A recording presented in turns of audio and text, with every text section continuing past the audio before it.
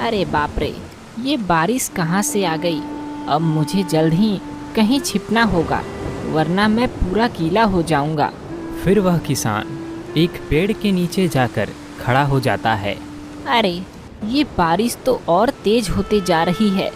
मुझे इस बारिश में ही अपने घर की तरफ निकलना होगा। फिर किसान तेज बारिश में ही अपने घर की तरफ निकल जाता है। रास्ते में उसे एक गुफा दिखाई देती है, जिससे कुछ अजीब अजीब आवाज़ें आ रही थी।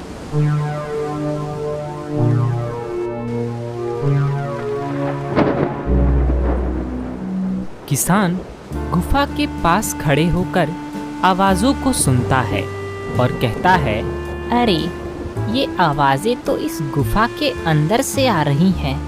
मुझे जाकर देखना चाहिए, आखिरकार इस गुफा से ये कैसी आवाज़ें आ रही हैं।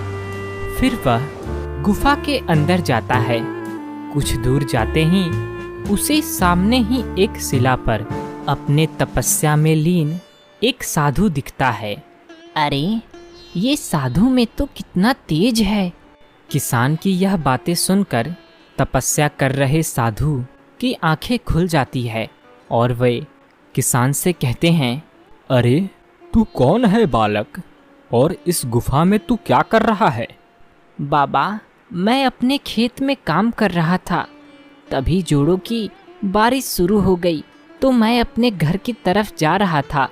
तभी मुझे इस गुफा से कुछ आवाज़ें सुनाई दी तो मैं इसके अंदर आ गया। बालक, यह गुफा बहुत ही खतरनाक है। तुम्हें इस गुफा के अंदर नहीं आना चाहिए था। मेरी मानो, चले जाओ यहाँ से। ठीक है बाबा, मैं यहाँ से चला जाता हूँ। फिर वह किसान गुफा से निकलकर अपने घर की तरफ चला जाता है।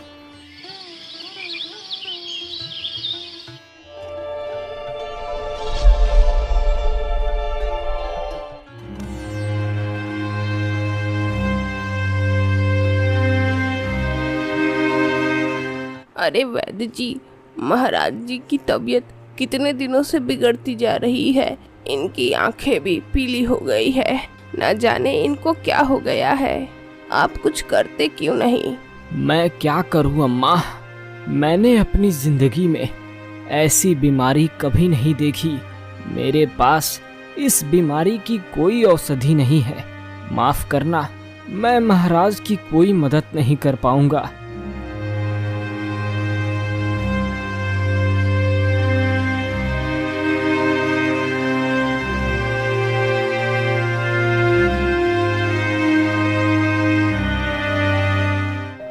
अरे भाग्यवान, क्या बात है, आज बड़ी देर तक सो रही हो। क्या हुआ है तुम्हें? तुम्हारी तबीयत तो ठीक है ना? अरे सरिता, ये तुम्हारी आंखों को क्या हुआ? ये पीली कैसे हो गई? तुम्हारी तबीयत तो बहुत ही खराब दिख रही है। रुको, मैं अभी वैद्य जी को बुलाता हूँ। फिर किसान वैद्य जी को बुलाने चला जाता है। वैद्य जी, जल्दी चलिए, मेरी पत्नी सरिता की तबीयत बिगड़ती जा रही है। वैद्य जी किसान की पत्नी की आंखें देखकर यह समझ जाते हैं, अरे ये तो वही बीमारी है जो महाराज को हुई है। क्या हुआ वैद्य जी, आप कुछ कह क्यों नहीं रहे? सुरेश, तुम्हारी पत्नी को बहुत ही बड़ी बीमारी हुई है। यह बीमारी इस राज्य के महाराज को भी हुई है, जिसका कोई भी इलाज मेरे पास नहीं है। मुझे माफ करना, मैं कुछ नहीं कर सकता। इतना कहकर वैद्य वहां से चला जाता है। हे भगवान, अब मैं अपनी पत्नी का इलाज कैसे करूं? हे ऊपर वाले, अब आप ही मेरी कुछ मदद करें। तभी किसान को उस गुफा वाले बाबा की याद आती है और किसान कहता है, अरे हाँ, मैं उस गुफा वाले तपस्वी बाबा के पास जाता हूँ। हो सके तो वो मेरी कोई मदद कर दे। सरिता, तुम आराम करो, मैं अभी तुम्हारे लिए कोई ना कोई उपाय जरूर ढूंढ लाता हूँ। फिर किसान उस गुफा की तरफ चला जाता है।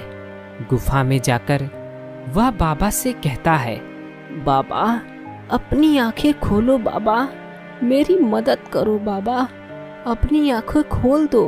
फिर बाबा अपनी आंखें खोल देते हैं और कहते हैं, क्या हुआ बालक, तू इतना चिंतित क्यों है?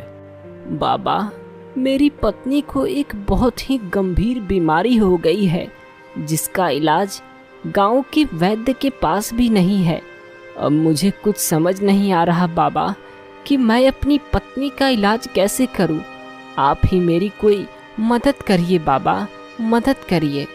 फिर बाबा अपना ध्यान लगाकर किसान की पत्नी को देखते हैं और कहते हैं, बालक, तुम्हारी पत्नी को ये कोई साधारण बीमारी नहीं हुई है, यह एक महामारी है। धीरे धीरे पूरे राज्य में फैल जाएगी और कोई भी इससे बच नहीं पाएगा। बाबा, तो इससे ठीक होने का कोई तो उपाय होगा, आप मुझे कृपया कर वह उपाय बताएं। बालक, इसका सिर्फ एक ही उपाय है, लेकिन उसमें बहुत ही खतरा है। काली पहाड़ियों के जंगल में रात्रि के समय एक जादुई पेड़ है जिस पर सिर्फ एक ही फल उगता है और उस फल की सुरक्षा एक परी करती है, जो कि आसानी से किसी को भी वह फल ले जाने नहीं देती। अगर तू वह फल अपनी पत्नी को खिला देगा तो तेरी पत्नी इस बीमारी से बच सकती है। आपका बहुत बहुत शुक्रिया बाबा।